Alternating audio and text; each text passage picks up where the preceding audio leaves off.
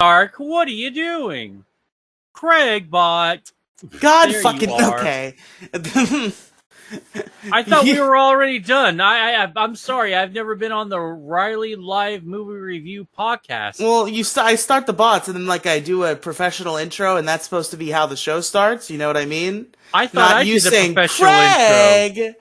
what are you doing? But I did the professional intro just a few minutes ago. I just People wanted you clip to that. I just wanted you to shut up and not like sing. I wanted you to say things while I was fixing my mic. Hey, motherfucker! I was fucking singing probably one of the best fucking theme songs out there for any movie. The fucking old school fucking Star Wars theme. Okay, all right, you're all welcome for the gift of music.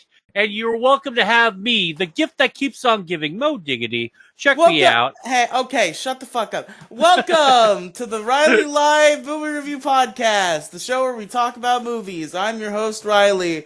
I am joined today by my special guest, Mo Side Gaming 42. Hi, everybody. He's here, and he's queer, and get used to it. Hey. I've gotten used to it a long time ago. Okay. So this is part 2 of our top 10 movie stream, if you'll remember, folks. Last time my body kind of said, hey, fuck you, and we could not continue the stream after simply doing number 10 and 9 on our list. So we're here to continue, but interestingly enough, our friend Moediggity decided to tweet his entire list on Twitter after we had already set up a part 2. Like, he knew we were doing this again, and he was like, "Let me just tweet my entire list on Twitter." Okay, first off, you shouldn't be reading my tweets like a creep anyway. Why are you reading my shit? I'm following you. It came up on my feed. Oh yeah, that's right. Oh, still though, but yeah, don't worry, no one cares about me. No one read my shit. Yeah, if you're watching live right now, or if you're listening and you don't know the list yet, do not look at Mo's Twitter. In fact, you should go ahead and unfollow and block Mo on Twitter, just so you don't accidentally come across the list while you're listening to this. I think that would be a good idea. Hey, bullshit. You suck my ass, alright? All of you fuckers follow me, Moside Gaming 42 on Twitter. Block Moediggity, Moside Gaming. Block fucking Riely tweets. He's a bitch. And he likes to have inappropriate sex with fruit in the workplace. With fruit? Yes, you're like, oh, what are you apples doing here? You just stick your dick in the whole fucking bunch. It's fucking weird, man. What the fuck? Like, I caught you fucking a pineapple the other day. It was super, super awkward. That was a weird lunch. I feel like there are better fruits to fuck than a pineapple or an apple. What would be? Hey, I don't fucking question your life choices. I'm trying to think of what would be the easiest fruit to fuck. Oh, like a fucking banana. Speaking.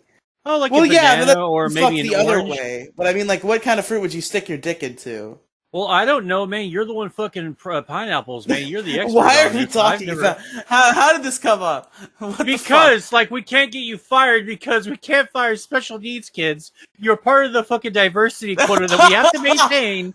And if we get rid of you, yes, if we get rid of you, we're in fucking trouble by the federal government, who will finger wag us for not hiring fruit fuckers, and we can't fucking discriminate against you like we should be able to.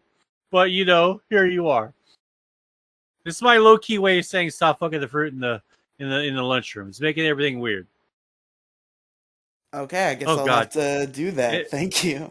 Imagine catching a guy just fucking a fruitcake during the holidays. You're gonna hey Hank, what the fuck are you doing? Oh, I'm sorry, I can't help it. And he's just pounding the fucking fruitcake. It's an addiction. I can't help it. And then during the Secret Santa thing, everyone fucking just gifts him a fucking fruitcake, and they're all laughing at him. But he's like, "Hell yeah, man! Your name's Lucy. Your name's Betty. Your name's Wilma. Your name's Lakeisha. Your name's Sue Wong. He's gonna have the whole fucking rainbow. Whole plethora of possibilities. And he doesn't get that. He's getting bagged on. But anyway." I'm getting too deaf in the fruitcake fucker fuckery. Yeah, you're getting really into the weeds with this banging a fruitcake situation. Do you think that the nuts hurt? Like when you stick it in there. Like in the cake All mix. right, so top 10 movie time. So I believe you were at number 8. So I'll go ahead and share my Yeah, number 8. because I believe I believe I did. No, I didn't do my You number did your 8. number Now did 9. I? Yeah, Oh, but okay, you okay. you It did your did number end with 9. me. I Oh, went okay, okay, okay. first. And All then right. yeah, okay. So number 8. My number 8 is Toy Story 3. Ba-da-ba. Listen up, folks. Pixar film 2010, I believe. Toy Story 3. It is one of the most emotional film series finales in history. They never made another one after Toy Story 3. That's where it ended. It was a very, very heartfelt finale. Got very emotional, and that was the end of the Toy Story franchise, Mo. Nothing else ever came out after that. It's kind of like how like Game of Thrones like ended after season 4, and there hasn't been like one yet. It just got inexplicably canceled, and Mo, can so you now turn we off don't. your 5 blenders running in sequence, please? What are you talking about? I think it might be your AC or something, but I just hear a very powerful. Oh, it was fine a second ago. You didn't say anything. Oh well, I did Yeah, it mute it. just came up. I don't know what it was. Okay, weird. How is it? How is it now?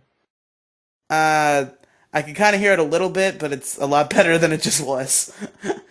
That's weird, man. Like this fucking thing is so odd. Like the way that it sets things up. Sometimes I don't fucking know.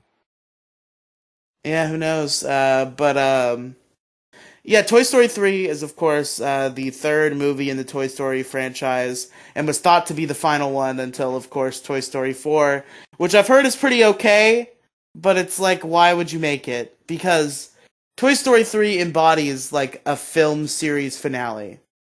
Like, it's a powerful emotional tail end to the Toy Story series, where, it shows Andy all grown up, he's going to college, his toys end up getting accidentally donated to a daycare where they meet some other abandoned toys who end up becoming, the villains of the film. And it gets really heartfelt. They almost all get thrown into an incinerator at one point. It's a very emotional roller coaster of a movie. Toy Story 3 fucked with me as a little fucking 8-year-old when I saw it in 2010. Yes, I was 8 in 2010, Mo. Feel how old you are. Feel it.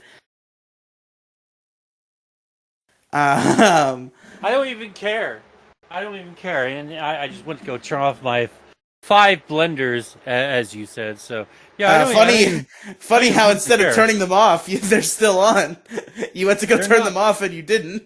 No, they're off. I heard them right as you said. I turned them off. I heard them. All right, hold on one sec.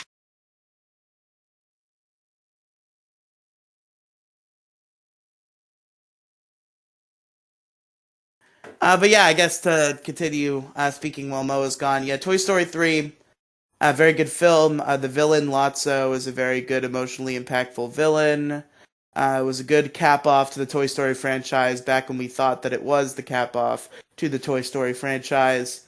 And even though it is not that anymore, it is still a very good emotional movie. One of the best Pixar's put out because it's the one I put on this list. I guess I am declaring that. But yeah, it's a really good film. I think it's deserving of a spot on my list. It had an impact on me as a kid. It is to be fair, it is probably the one on this list that I remember the least about. But it's the kind of thing where it's like I don't remember like every little fucking thing that happened, but I remember how it made me feel. You know? That's the thing with Toy Story 3 is like I remember how it impacted me. And that's I definitely wanted to put a Pixar movie on this list, and I kind of, I looked over the options. And I considered Turning Red, of course. Great film, wonderful film. But Toy Story 3 is a really strong, impactful film. I think it definitely deserves the spot. I think the Toy Story franchise in general is one of the best that has come out of Pixar and Disney. And yeah, Toy Story 3, easily deserving of the number 8 spot. Is Mo back yet? Can I stop ranting like a fucking idiot? Apparently not. So shit. Let's go. What's up, Random Candor?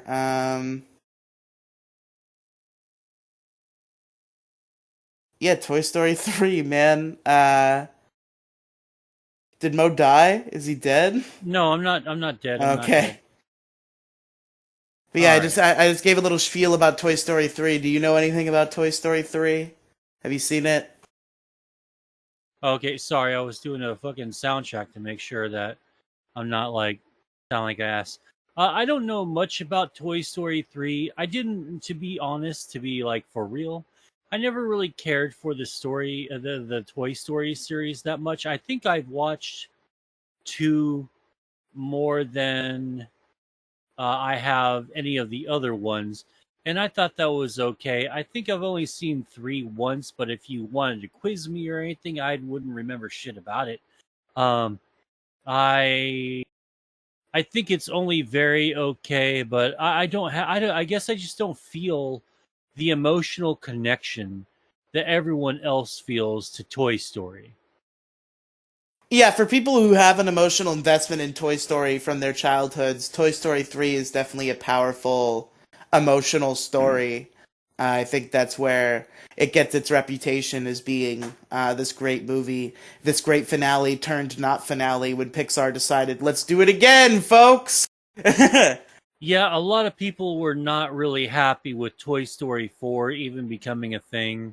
And then to be honest, I remember the Buzz Lightyear Disney cartoon more than, or was it a Disney cartoon? Or what Yeah, kind of Buzz cartoon? Lightyear of Star Command? Yeah, I remember that show a lot more than I remember the actual movies. Like I watched the first movie a couple of times, and honestly, when I was a kid, two movies that everyone seemed to have loved immediately was Nightmare Before Christmas, or yeah, Nightmare on Christmas, or Nightmare Before Christmas. Nightmare Before Christmas, yes, Yeah, Mo. Nightmare Before Christmas and Toy Story. Like I didn't, I hated the both of them. The first couple of times I seen them when I was a kid, and You because hated A Nightmare Before Christmas? because I wasn't into the whole like goth claim. I was into claymation, but I didn't understand the whole goth thing, and I fucking hated musicals and all that stuff. And then when I was like an adult, when I was like in my 20s, I watched it again, and I loved every fucking second of it. Same thing with Rocky Horror Picture Show. I fucking hated it when I was a kid. I watched it when I was adult, and I was like, dude, I fucking like am head over heels for this. I think it personally, when it I comes to think the hold on, closest. Oh, comes I'm to sorry. when it comes to Corpse Bride versus Nightmare, though, I do pick Corpse Bride pretty much every single time. Though I think it's the better of the movies, and that one actually made me feel feelings and made me feel disgusting. But anyway, yeah, Toy Story 3. Yeah, Toy Story. I just want to say real quick something I want to point out. So thinking about podcasts, right? Just talk about other podcasts. So there's this guy named Monkey Jones. You might have heard of him. And the reason I bring him up now is because I listened to a podcast that he was on recently, and by recently I mean like 3 years ago. But I listened to it recently, and Monkey has a tendency to interrupt people or to like just like go off, and then most his co-hosts know to just go right over it. But the thing about Mo here, right, is like he'll rant and I'll Oh, want to okay, interrupt okay, him. okay. You And want then to talk shit about he's me then, learned huh? this powerful counterattack where if I even attempt to interrupt him, he will loud as he can be like, "No, hold on, hold on, hold on, hold on, hold on." Well, I had to. It's not just you though, dude. It's fucking everybody. And I used to not be this way until I was on Largest Issue and I was a permanent co-host, where I have to fucking speak over like 3 to 4 other fucking jackasses. So like go yell at them too because I have to fucking do it all the So fucking time. yeah, That's you why my see, shit goes. That's why my shit goes so long because like if it pisses me off that I have to fucking finish my thought, or I will go fucking batshit and start banging my head up against the table. Yeah, you see, that's It's the like thing, though. That's maddening. something that, like, you gotta try to get over. Because I feel like interruption is, like, an important part of doing a podcast. Because, like, if somebody's, like, going on and, like, they're kind of getting into, like, parts where, like, they're kind of repeating themselves or kind of saying irrelevant things, interrupting is kind of important at that point. And I feel like that happens with you a lot, but you're just so attached to this thought you're trying to Yeah, convey that I've you're like, got, hold on, I hold on, hold gotta, on, hold on. I've gotta like throw it out there. I've learned to go ahead and just go, oh yeah, hey, oh they're trying to cut me off. I should wrap it up. I get the wrap up sign, most times, Yeah, but I should wrap it up. I should take 10 minutes instead of 20 mints to finish this thought. yeah. Well, actually, you're totally right. Yeah, I should take just 10 instead of 20. But okay, Mo. So my number 8 is Toy Story 3. I think I've said all that needs to be said there. Uh What huh. is your number 8? Well, I remember a story from the lone bard William Shakespeare, Oh where he God. told me. No, I'm just kidding. My number 8 movie is Spaceballs. Famous William Shakespeare written stories. Spaceballs. Yep. That's it. Yes, yes, yes. He says Spaceballs is my 8th favorite movie, and I was like, William Shakespeare, really? William You Shakespeare were said actually that? around? Yeah, he's got like fucking opinions on like Lenny Bruce, Lucille Ball. He's actually a big Hollywood land guy instead of just a Wow. Hollywood guy, because a lot of people don't remember Hollywood used to be Hollywood land, and then they just took the land part off and it was just Hollywood. Better marketability. But anyway, yeah, when I was a kid, like you have those, since I'm a product of the 80s and the 90s, you had those movies that you kind of had to be alive to see them when they first came out. This is when the majority of people couldn't afford HBO or Showtime or any of the premium channels and all that, because it was ridiculous how much they wanted for HBO and Cinemax. Even back in those days, the price was outrageous, right? So blah blah blah. My dad used to work a lot, and we got put at a fucking hotel. And so him and his friends were there because they all worked together, and we were in one of his friends' fucking place rooms, right? And they had the free weekend of HBO, and they're like, dude, this is when HBO, Cinemax, Showtime, this is when all of them were fucking great. It was it's hard to explain, because like if you, Riley, watched the old HBO or Cinemax or Showtime intros, the I guess meaning of it all may be lost on you because you're too young. But like when we saw this, that probably a really really good movie is going to be on. And one of those movies was Spaceballs, and it's one of those movies that you got to watch with your parents, and it was super super awesome. And Hmm. we start with Rick Moranis as Darth Helmet, because just a spoiler alert, uh, we had this is a Star Wars parody, just in case no one ever fucking knew. You had Rick Moranis, you had Mel Brooks, you had I think Bill Pullman. It was yeah, you had fucking oh god, John Candy, may he rest in peace, who plays a parody character of Chewbacca called Barf. He's part dog and part guy. He's his own best friend. So anyway, uh, we have Rick Moranis playing as fucking Dark Helmet, and he goes around, and when he punishes his crew, he fucking just zaps them in the dick with this fucking with this little fucking decoder ring that he got in his cereal box, because we learned later on in the movie that the fucking ring doesn't mean anything. You got the power of the Schwartz already inside of you. That's what fucking Of yogurt the course. fucking says, right? So we're getting the fucking daughter who is a Druish princess, and for all of Jewish. you, yes, funny, she doesn't look Druish. And for all of you who don't know or aren't in the know, uh, Mel Brooks is what we call, in polite society, a super Jew, right? So a lot of his Oh, is that what we call him in polite society? yes, in polite society, and I'll explain why. Because he has a lot of like subtle Jewish humor.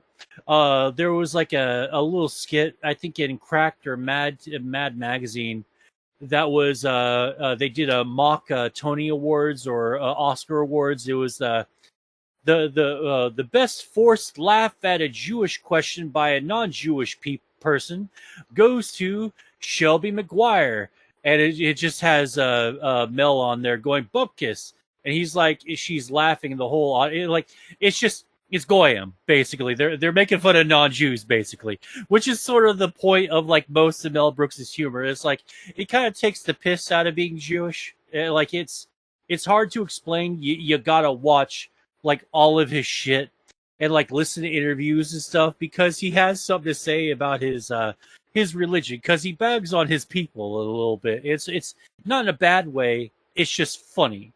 So like if you're not tuned into that, there's a few jokes that might go to the wayside, like him going "Oy vey," Is and like Mel stuff Gibson like in this that. movie? No, Mel Gibson sadly is not in this movie. That would make this movie way too based. And Who are you I talking couldn't. about? Did I I thought say you Mel said Mel Gibson? Gibson. Yes, I think you did. Oh, I said Mel Brooks. My bad. My bad. No, Mel Gibson's a whole other line of Jewish humor that I am not ready to talk about right now. Anyway, Mel Gibson also said some unfortunate things over a voicemail. yes, yes. Thank you, Riley. That was the joke. Your Anyway, job is to smile and blow me. oh yeah, dude. There's a voicemail by Alec Baldwin when it's his. I think I learned it watching Hack the Movies, and they played a little excerpt of this voicemail that Alec Baldwin leaves, I think, his 11 or 12-year-old kid. And the way that he's yelling at her, it's like, like, dude, you're not seeing this as your kid. It seems like you're fucking yelling at some fucking grip on a fucking goddamn movie set somewhere. And you're like, I fucking moved around my fucking entire fucking schedule for you, bitch. I fucking can't believe this shit. And he's like, not talking to her as like a child, but as like a professional that fucking spurned him because of his precious scheduling he got fucked up with. But anyway, uh, yeah. So here's some fun facts about Spaceballs, just Okay. in case of course, Mel Brooks spoofed a lot of genre films. History of the World Part 2, fucking let's see, the Robin Hood series. Let's see what else. There was a few fucking great movies that he did that Mel Brooks, like, they really don't make him as a director like they used to, because his sort of like style is kind of lost to time because no one really wants to do that anymore. They kind of just, I don't mean to be the contrarian in the room, but they really do just like to do the whole pandering to the lowest common denominator thing. Like we used to think that that oh fucking Adam Sandler. There we go. We used to think that Adam Sandler movies were like the fucking low tier. After a while, they used to be good for a while. Now then they got to, what was it, the Zookeeper or whatever, and that was just a piece of I shit. have no idea what the fuck Oh, movie you're talking about. honestly, you are absolutely not missing a thing. But anyway, yeah. So there's a fucking George Lucas Star Wars connection to this. Brooks went to George Lucas to get approval from the film. Lucas was working on Howard the Duck at a time, a really criminally underrated movie. Doesn't make quite any of my top blank lists, but still pretty good. I must have seen that like 100 fucking times. Laughed every time I saw the pair of duck tits, and like fucking just Duck tits. Woo! woo.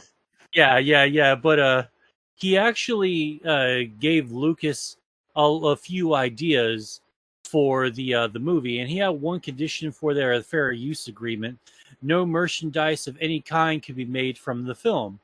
So far none has, but that's sort of a running gag in the fucking film, right? Like you have Spaceballs the cereal, Spaceballs the t-shirt, Spaceballs the flamethrower.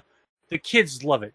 You know, you had a lot of fucking great things coming from this movie, coming from the merchandise. But anyway, Industrial Light and Magic also worked on the movie. After George Lucas saw the film, he fucking loved it. A lot like how George Romero saw uh, fucking Shaun of the Dead, and he gave it a huge emphatic 2 thumbs up and told everyone, "You guys got to see this fucking movie. It's great." It's essentially what Lucas did for Spaceballs, and it wasn't even like the first Star Wars spoof in Hollywood at that time. Bill Pullman also wasn't Mel Brooks' first choice to portray Lone Star. That's the hero of the story. Tom Cruise and Tom Hanks were actually offered the role first and second, but they both turned it down. So Bill Pullman accepted it, and uh, the rest is history. Dom DeLuise, another fucking awesome actor. He played a bad guy called Pizza the Hut. He hated I've being heard about Pizza the Hut. Yeah, Pizza the Hut. Yeah, it's a fucking fantastic little like cameo because you only see him for like 3-4 minutes of the entire movie. Him and the robot, the weird robot companion that he has that's like slowly eating him after a little while. Like apparently, according to Dom, it was fucking miserable wearing that giant Pizza the Hut shirt because they had to make it gooey and look fucking super cheesy, and it was hot as shit, and they fucking hated it, and he fucking hated it. So yeah, let's see. What else is there? Every time when Mel would tell Rick Moranis to deepen his voice for Dark Helmet, it just got so he did it a million times until like it looked like he was kind of mocking Mel. And as soon as he gave him that Lone Star, I am Dark Helmet, like he's really hamming it up. And Mel went fucking perfect. That's exactly what I'm liking. So it kind of got thrown back in his face, but it was fucking great. There was lots of ad-libbing. Joan Rivers is also in the movie. She's the spoof of C-3PO. Dot. She's the golden robot in the movie, and there's actually just like there's a lot of like fun facts and stuff like that are in there. As recently, and I'll end with this. As recently as 2015, Mel Brooks expressed interest in making the long-awaited sequel to the movie. He said that Bill Pullman and Daphne Suniga, I don't fucking know how to say her name, but he said that unless Rick Moranis was going to go and be in the movie, he wouldn't want to make it. So far we haven't had the movie, and he's still alive and kicking. So eventually we may get a Spaceballs 2, but until then, I'm not going to hold my breath. And if we never get a sequel to it, I'm absolutely perfectly fine with it just being one and done. Perfect movie. It's why you don't have History of the World Part 3, which would be really Part 2, because Part 2 is Part 1, because there is no History of the World Part 1. He starts it on History of the World Part 2. And there's course. no, and of Why course there's no sequel to Blazing Saddles because they're one and done. He's fantastic as craft, and it's great that we have these one and done movies and we don't get a bunch of unneeded, unnecessary sequels to them. So I'll be happy if there's never a second Spaceballs. I want a whole Spaceballs franchise, brother. Spaceballs, Rise of Sky. No. Dick. I don't know. No. I'll be very happy if there's a sequel, but I do not need there to be a Spaceballs 2. I don't need it, and I'm perfectly fine with it. Like I don't need a Freddy Got Fingered 2. I fucking love the only one. That's good. I've never seen Freddy Got Fingered. All I know about Freddy Got Fingered is it's become a meme to send DVDs of Freddy Got Fingered into Mumkey Jones's P.O. box, and Dude, now he he gets owns like like fucking 8 or 30 9. copies of Freddy Yeah. Got Fingered. Every time I watch one of his unboxing videos, he's always like getting like 3 or 4 versions of the movie. I think he's got a script for the movie. He's got multiple VHS and DVD and I'm pretty sure Blu-ray he's never copies of watched it. it. Oh, he's probably watched it like 100 fucking times. But like, No, I I I, think that's the meme is I that he think had he never hates watched it. it, so somebody sent it to him, and then people just kept sending it to him, and he still hasn't watched it, I don't think. Oh my god.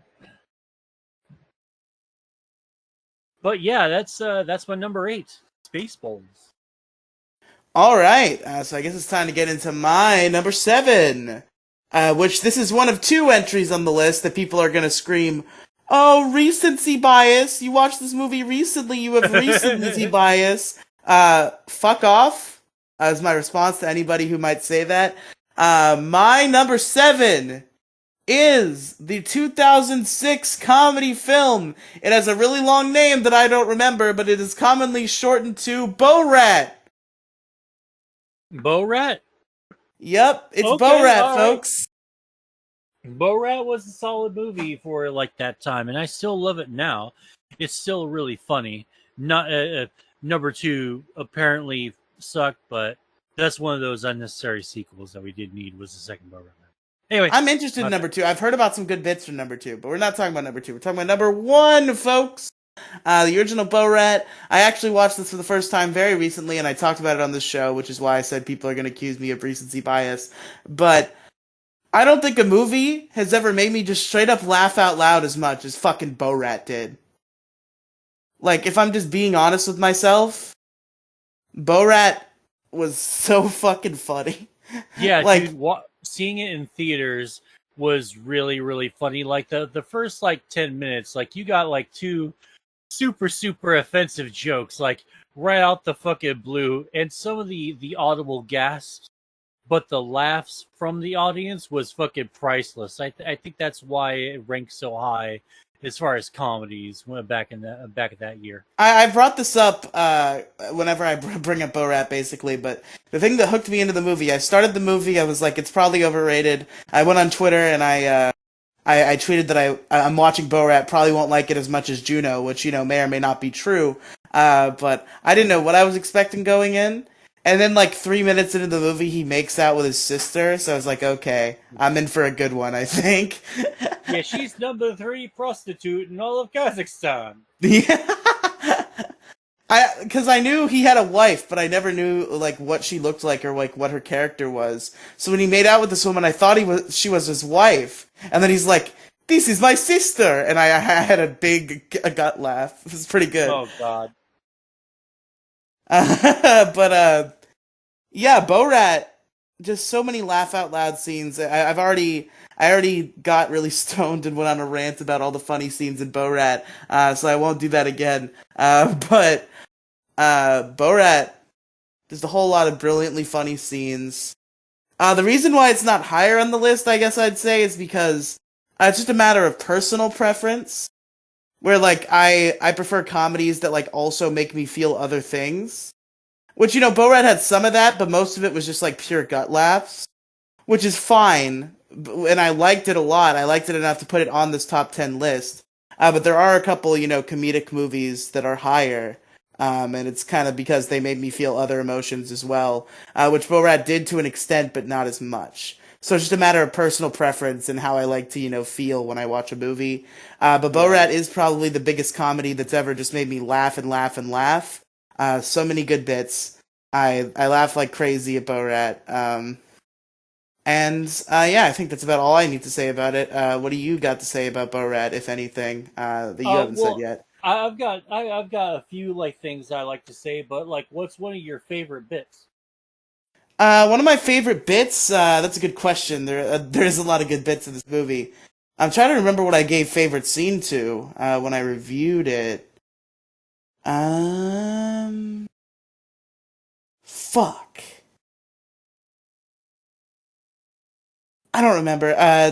God damn it. I'm just trying to think of I want to answer literally everything. There's so much good in this movie, but I'm trying to think of what the best bit is. I think one of the best bits in that movie is when he uh, intentionally butchers the national anthem in that fucking little Oh rodeo yeah, I fucking did say thing. the rodeo scene was my favorite scene. Yeah, Yes. and pissed off like everyone there, but like no one knew that it was a fucking joke. So you got some mask off, some real mask off moments from like at least that one dude. It's like maybe you should, you kind of look like a Muslim. Maybe you should shave that Oh yeah, I did mustache hear off. a lot of the bits in this movie weren't staged, right? Oh Like they were no, no, real. not at all, not at all. Like you could tell, like the ones with him and his manager are the obviously scripted bits, but then you get to everything else, and you're like, oh my god, like they actually run naked through a fucking business convention, and like Oh, that was a real business convention. yeah, that was a real. They're like, we're looking at the quarterly profits, and it's the fucking two of them just fucking running through it. It's fucking hysterical, man. How did they not get arrested while making this film if that was a real bit? Well, they probably did, Fair enough. but we don't like. It's never been really committed to the internet, so we don't know, like if he really was or not. But there was probably like some serious finger wagging, by the popo, about that bit. Yeah, fair enough. The rodeo bit was really good. Just the national anthem thing.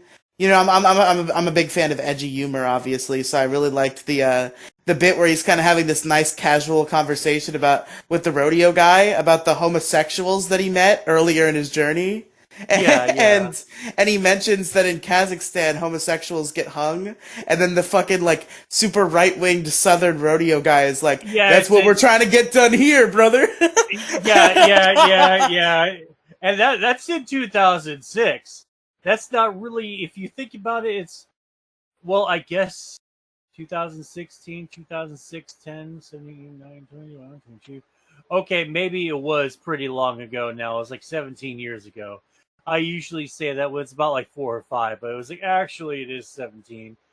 But yeah, it's, yeah, that was fucked up when I fucking saw that. That was such a good line. That got me pretty hard. Yeah, the you should shave your mustache off so you look less like a Muslim, more like a nice Alabama. Yeah, that was pretty good. That was fucked up. You're like, God damn, bro, maybe you can like not go so fucking hard. Like, do you not see that fucking camera right in front of you broadcasting you stupid shit? But yeah, I think Borat certainly earned its spot on this list for me. Very A tier comedy. Anything else you want to say, Mo?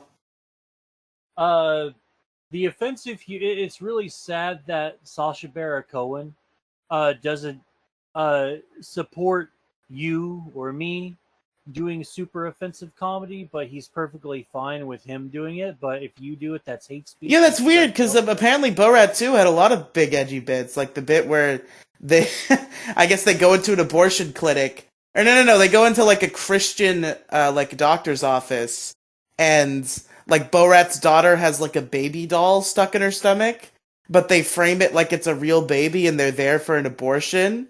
And like Borat tells the doctor that it's his fault, as if to imply that he impregnated his daughter is the joke. Oh Christ! Yeah.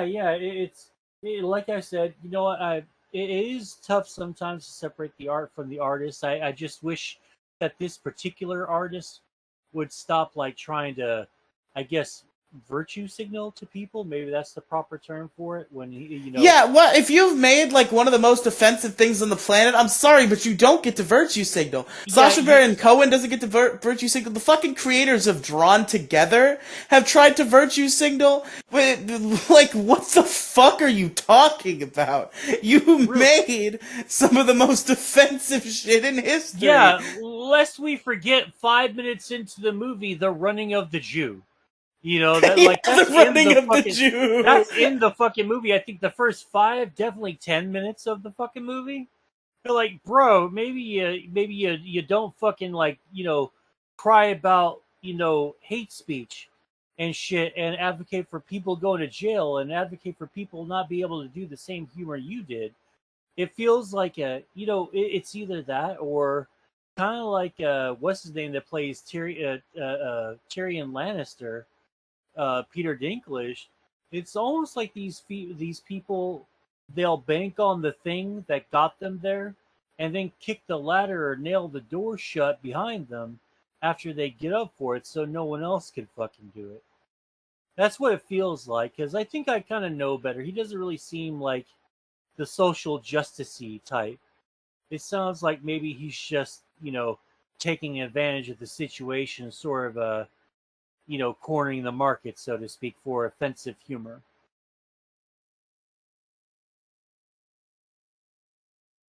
Yeah, certainly. I just think it's virtue signaling just sucks in general. You shouldn't virtue signal is the moral of the story.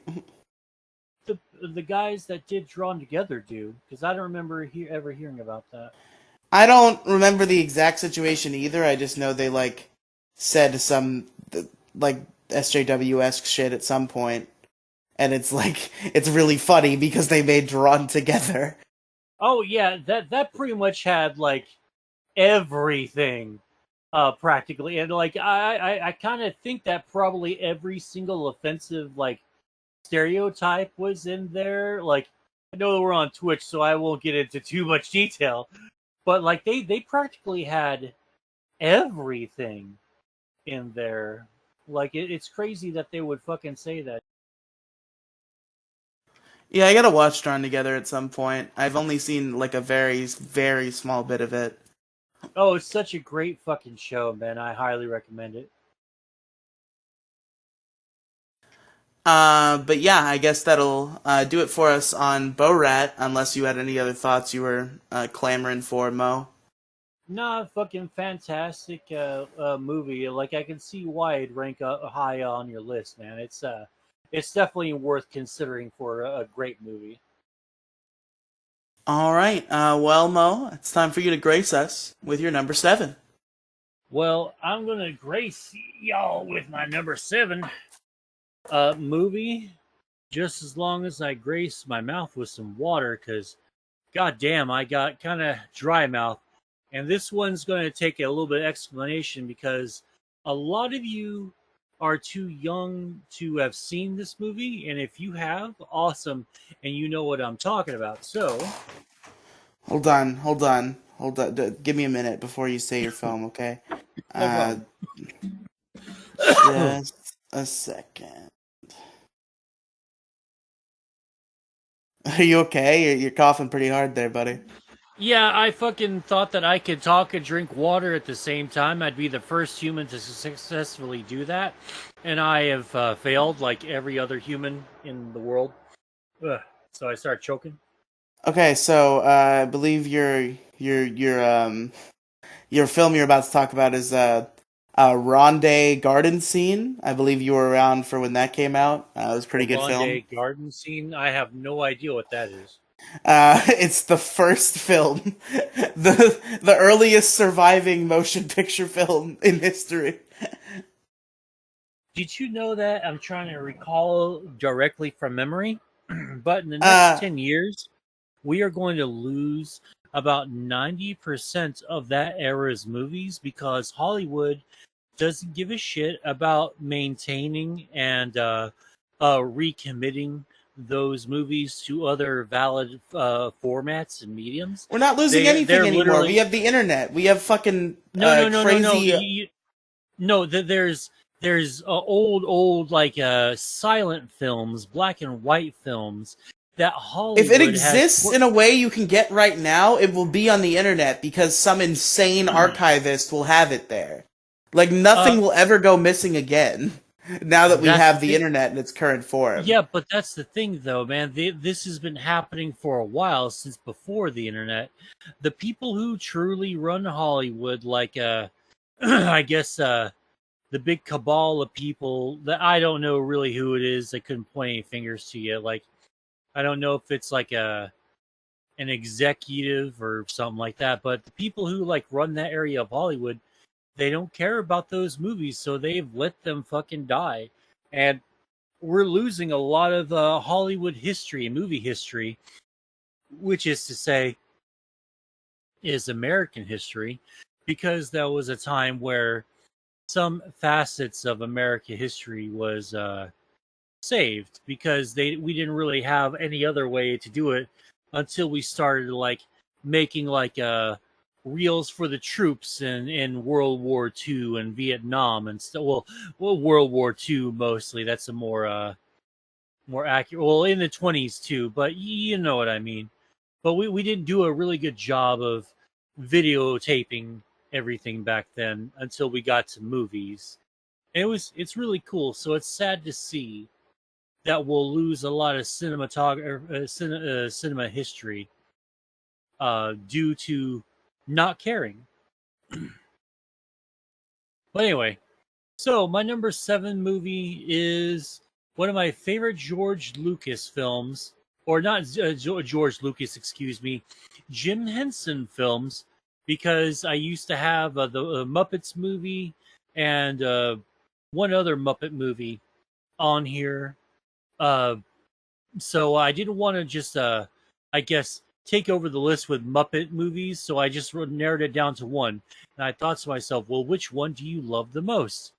And I think I have to say that The Dark Crystal, which is my number 7 movie, was, I think it's one of my favorite movies of all time. It's not quite as, it was, yeah, I didn't see it in the way that I saw Spaceballs, right? Uh, Back when we were able to rent videotapes and stuff and Betamax and all that, which it turns out that Betamax was the superior format to watch and listen to movies and watch movies and stuff.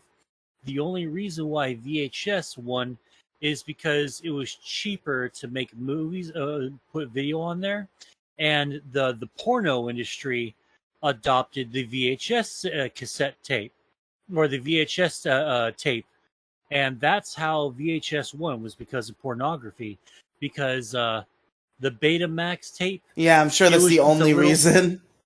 No, it was the first big reason that it just blew out the fucking gate with, because pornographers legit loved VHS more than they did Betamax, because Betamax was a little bit more expensive to produce on and to put film to, but it lost the format wars back in those days, kind of like how Yeah, you VHS can tell lost the because DVD. I had a VHS player as a kid, and I've never fucking heard of Betamax. Oh no, there's a lot of shit. Like, have you even heard of 8-track before?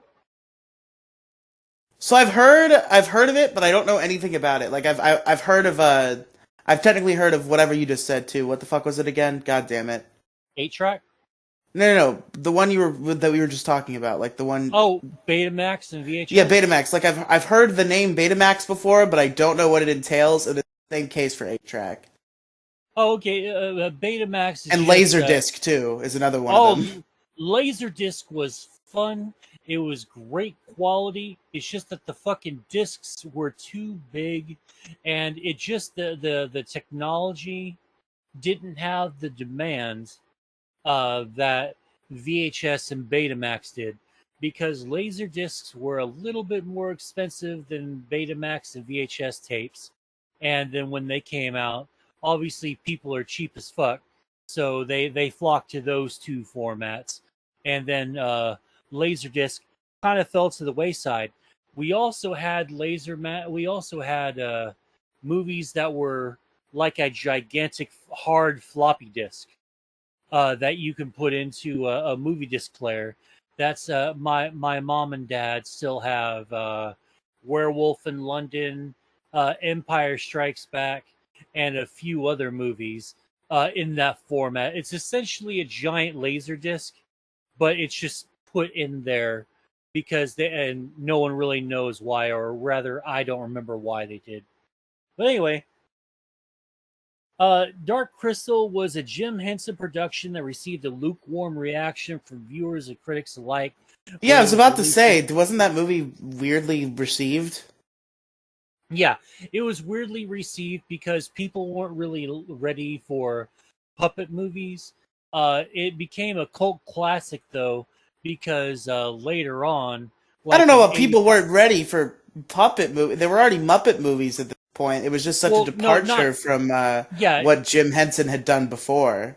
yeah, and that's what I was about to get to. It was a weird departure from things that everyone was used to, because this was kind of like surreal, kind of macabre a little bit. It really is the 80s kind of had that tail end of weirdness from the sci-fi era in the 60s and 70s, and the old school animated Lord of the Rings and Hobbit movies, which I believe were in the 70s. Maybe one of them was the 80s, and a lot of Saturday morning cartoons and Saturday and animated movies that were made for kids but were made by adults for some adults. Like there's one where this fairy chick has like huge tits and a fucking see-through like little dress with like the boob window in there, and Based.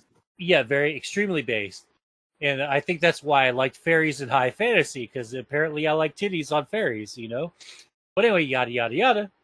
Yeah, this was one of those weirdly received movies that people weren't really into when it came out until a few years later. A lot like Shawshank Redemption flopped famously in the movie theater until like some years after it was released, and then it just blew the fuck up. That's Now, what happened to Tremors. Was the home video release blew up, even though the theater oh release was yeah, fucked. yeah. See, there's a ton of movies that really sucked in theaters and didn't do too well in theaters. It's just that when you gave the masses an more easier to access fucking medium to which to consume this content on, uh, it turns out it's a fucking hit. Like The Notebook, for example. Really boring piece of shit, lovey-dovey hippie film that you only put on so you can try and get a handy from your girlfriend, in the middle of it. That's the only reason why you watch that and A Knight's Tale. I mean, I was trying to get some ass watching The Knight's Tale, but that's a different story for another day. Uh, yeah, The Notebook was another movie that flopped a lot like The Dark Crystal. Didn't become popular until it became I think it was a Facebook meme. Like, I'm watching The Notebook on DVD, and then everyone was like, I watched The Notebook on DVD. I like this movie. And then they told two friends, and they told two friends, and so on and so on. And that became a Uh, huge fucking a huge hit. So people hold on. really like that movie, just like The Dark Crystal. I just want to say, random Candor in chat just said, Turning Red was a 1 out of 10. A Knight's Tale is an 8 out of 10. Oh, I nice. think I think Random Candor was also trying to get laid, and he's just coping now and saying it's a Oh, good no, no, movie. no, no, no. I understand the cope because Knight's Tale got me laid, so it's an 8 out of 10. I don't remember shit about the story. I remember vividly the chick I banged because of that Yeah, movie. you're not rating the movie, you're just rating the pussy, and like that's the rating of the movie. Oh yeah, well Heath Ledger fucking makes the panties drop. Random Candor is fucking right, totally. I don't know what Turning Red is though. Turning Red is the newest Pixar film, which me and Random Candor talked about on this show. Oh, okay. Isn't that the one where everyone's like, I think this is a euphemism for a little girl's period or something? I think, yeah, it is. Random Candor was trying to fuck Heath Ledger, yep. Yeah, random. You'll have to get in the fucking line with like probably a billion other women all from around the planet, in order And to men. fuck Heath Ledger. Uh, no, well, I don't I know. think there are plenty of men who want to fuck Heath Ledger. Random Candor is apparently one of them. Oh, at the graveyard, like I didn't know that you digged older men, bro.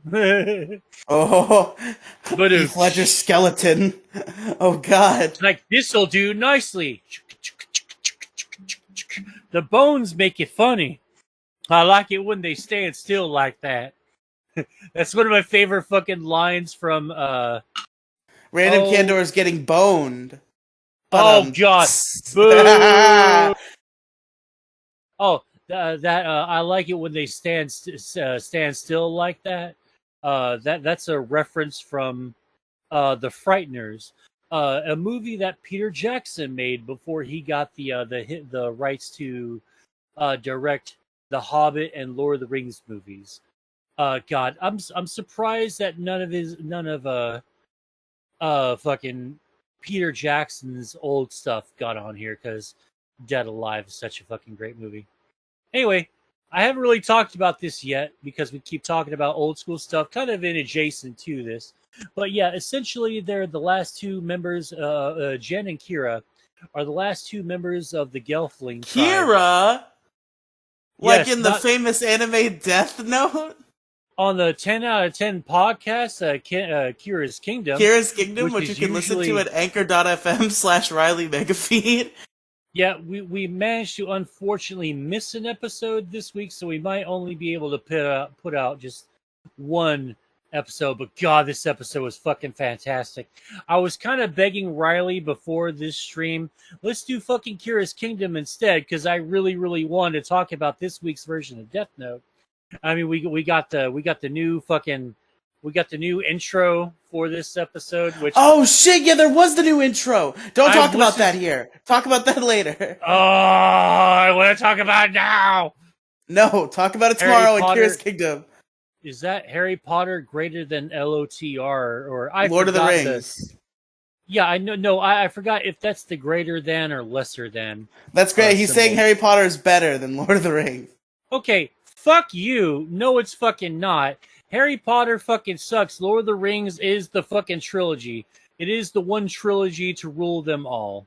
Okay? Wait, I used to know someone named Kira on Twitter. They were based. Based on what? No, anyway. I'm just kidding. That is a banned phrase on my stream. You ever say based on what? You're banned. What? Why?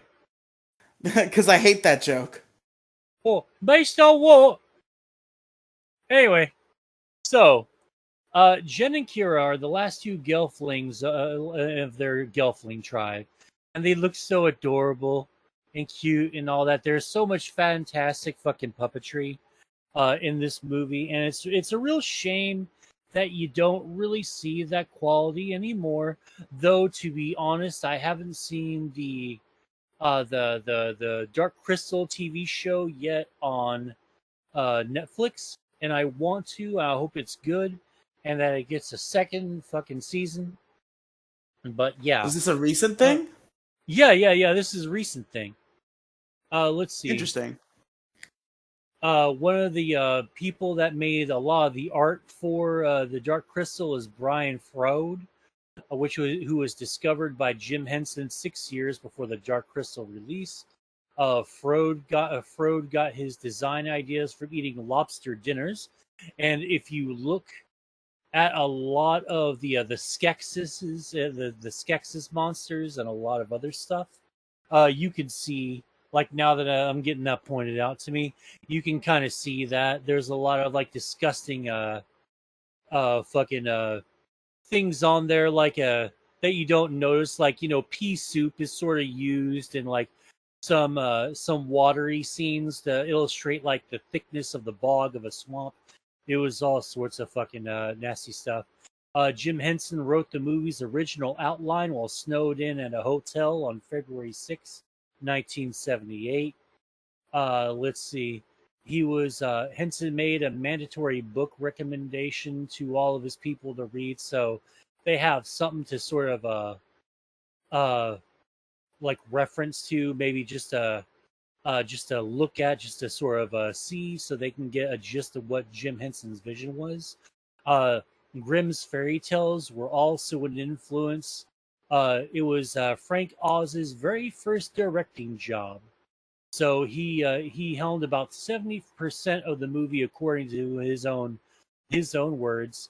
It did have two directors, so it was confusing and slowed things down a little bit for the crew, so much that another assistant director was tasked with informing Henson and Oz that everyone wanted Henson directed itself, and he, of course, denied the request. 6 performers were operating each creature simultaneously, so that's why you have all the really, really cool movements from a lot of the Muppets that you saw in the movie. They shot the most complicated scenes at first. So the Skeksis, the crystal chamber where the Skeksis sort of drain the life force from the Gelflings and other people that they capture, that was considered super uh, complicated. The Skeksis were supposed to be based off the seven deadly sins. So they were described as parts reptile, predatory bird, and dragon, which is really kind of cool now that you think about it. And let me go ahead and get into one or two more. The skeptics and the Skeksis and the mystics originally had an Indo-European rooted language that Henson wanted to use in the movie, but it was just deemed too complicated for the movie at that time. And with everything that they were trying to do from a technical standpoint, plus from an acting standpoint, plus from just putting everything together standpoint, which I fear I'm being redundant when I say technical and all around. It's probably the same fucking thing. Uh, they decided to just use a cruder, uglier version of it, but they were just ultimately too busy trying to implement it further. And one more thing, a sequel has been in works for a while. It hasn't been made yet. I suppose that's probably the TV show. But Jim Henson paid $15 million of his own money to buy the film from the studio because ITC Entertainment didn't want to give it up. And Jim Henson was afraid that they would do, they would end up doing what Spielberg and Lucas kind of did to the Indiana Jones series and the E.T. movie, that they would alter it and fuck it up to fit people's modern day sensibilities. So he ended up paying for 15 million bucks of his own money. So Jim Henson has the original prints of the Dark Crystal. Anyway, yeah, it's a fantastic movie, 10 out of 10. One of the best movies of my childhood. It really influenced me like a you can tell like you weren't able to put words to it when you were a kid, but you can kind of see the similarities between them and the Muppets from the Muppet Show. And I think that's what really drew me to that movie, because I fucking love the Muppets and Kermit the Frog and Miss Piggy and all that so much. So yeah, that's movie number 7. I recommend The Dark Crystal. Yeah, The Dark Crystal sounds like a very interesting project. I watched a documentary. I believe it was made by Defunct Land, who's a guy on YouTube that everybody should definitely check out. His documentaries are fucking addicting. Yeah, it's a fantastic YouTube channel. Yeah, I think Defunct Land did a documentary on Jim Henson, and they spoke on Dark Crystal, and it definitely sounds like it was a very interesting passion project. And I get if you know, up and succeed.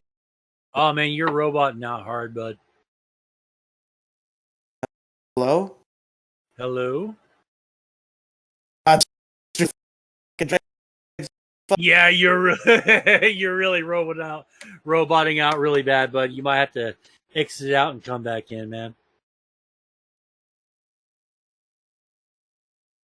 Humongous wall.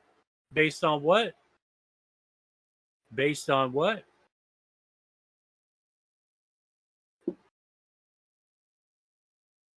Hello. Riely, you there? Hello. Random Candor, can you still hear us? I see the frames are dropping, but I think that's just visual, which doesn't matter because it's a still image.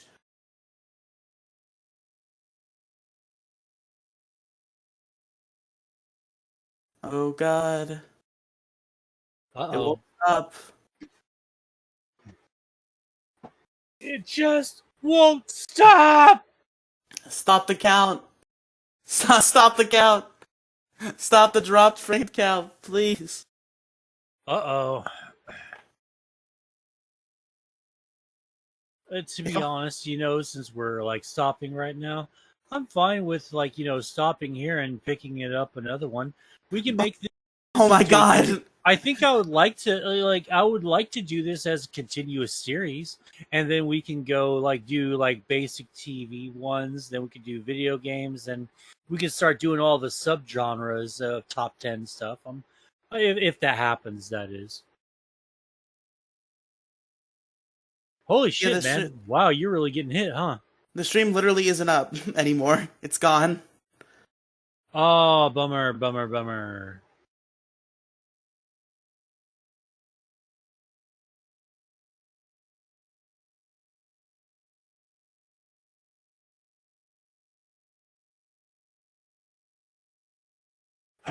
Ba ba ba ba ba ba.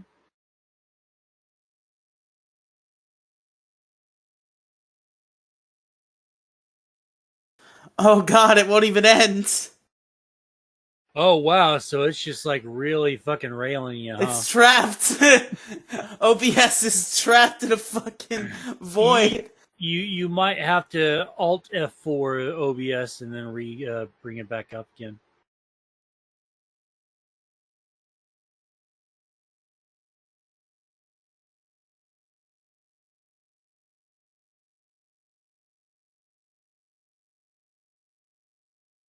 All right, well, folks on the Riely podcast mega feed get a little bit more closure here than the stream people are gonna get. They're gonna get a tweet. So, technical difficulties seem to be plaguing us. So once again, we're a little bit ill-fated here. It looks like there's gonna have to be a part 3, folks. I've actually really enjoyed this episode a lot more than the first one, because the first one it was I was really going through the motions, but these two, I think I really enjoyed talking about Spaceballs and the Dark Crystal a lot. I don't really get to talk about those two movies with a whole lot of people, so I appreciate the platform to talk about Spaceballs especially. So next time we fucking do this, we're gonna do it on Sunday probably. I'd have to assume, if you're cool with that. Yeah, fine. We could do it at 11 o'clock like we want to. We could make it a whole day affair. I'm fine with that. Yeah, next time we fucking do this, it's the whole thing. Numbers 6 through 1 next time. I fucking promise. It won't be the next movie stream, because the next movie stream is going to be tomorrow night, and it'll be me reviewing Jennifer's Body with Alexis. And then, on Sunday, we will conclude the top 10 movie series. Waka, waka, waka. So yeah, get hyped. I want to make sure that the stream is actually done. It's not gonna re-pop up on Twitch and then it's just gonna be AFK while I'm asleep.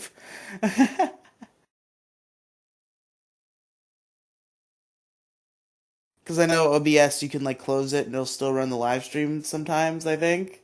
Mm-hmm. It has that weird function.